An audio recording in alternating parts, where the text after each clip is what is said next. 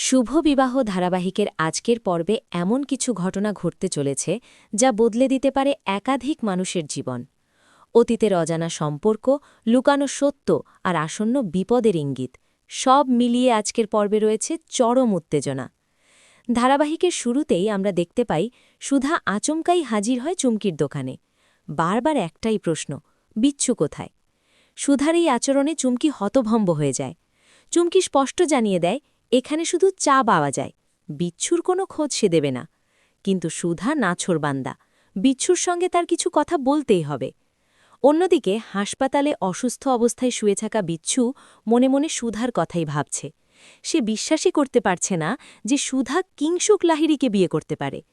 বিচ্ছুর চোখে কিংসুক একজন ভয়ঙ্কর মানুষ, যে কোনোভাবেই এই বিয়ে মেনে নেওয়া সম্ভব নয়। এদিকে বসু মল্লিক বাড়িতে কিংসুক লাহিড়ীর দাপট স্পষ্ট। বিয়ে হওয়া সত্ত্বেও বাড়িঘর সাজানো হয়নি দেখে সে ক্ষুব্ধ।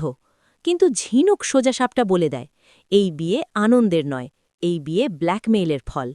ঝিনুকের মুখে সত্যিটা শুনে কিংসুক পরিস্থিতি সামাল দিতে চেষ্টা করলেও সন্দেহ আরও ঘনীভূত হয়। আবার ফিরে আসি চুমকির দোকানে। চুমকি সুধার মুখের ওপর বলে দেয় বিচ্ছু তাকে ভালোবাসে না, বরং চুমকিকেই ভালোবাসে। এই কথায় সুধা ভেঙে পড়ে। বিচ্ছুর আসল পরিচয় জানতে চাইলে চুমকি গল্প বানিয়ে জানিয়ে দেয় বিচ্ছু তার গ্রামের মাসির ছেলে।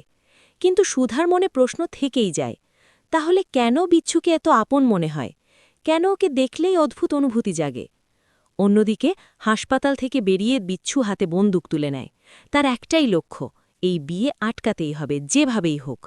ঠিক সেই সময়ই রাস্তায় হঠাৎ সুধার সঙ্গে বিচ্ছুর মুখোমুখি দেখা হয়ে যায়। দুজনেই থমকে যায়, যেন ভাগ্য আবার তাদের সামনে এনে দাঁড় করিয়েছে। আগামী পর্বে দেখা যাবে সুধা পৌঁছে যাবে হোমে, নিজের মেয়েকে ফেরত পাওয়ার জন্য চ্যালেঞ্জ ছুড়ে দেবে গোটা পৃথিবীকে। অন্যদিকে বিচ্ছুর মুখে শোনা যাবে ভয়ঙ্কর হুমকি, কিংসুক লাহিড়ীকে সে ছাড়বে না।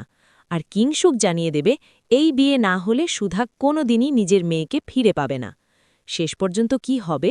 সত্যি কি এই বিয়ে ভেঙে যাবে? বিচ্ছু কি তার ভয়ঙ্কর সিদ্ধান্ত বাস্তবায়িত করবে? সব জানতে চোখ রাখুন শুভ বিবাহের আগামী পর্বে।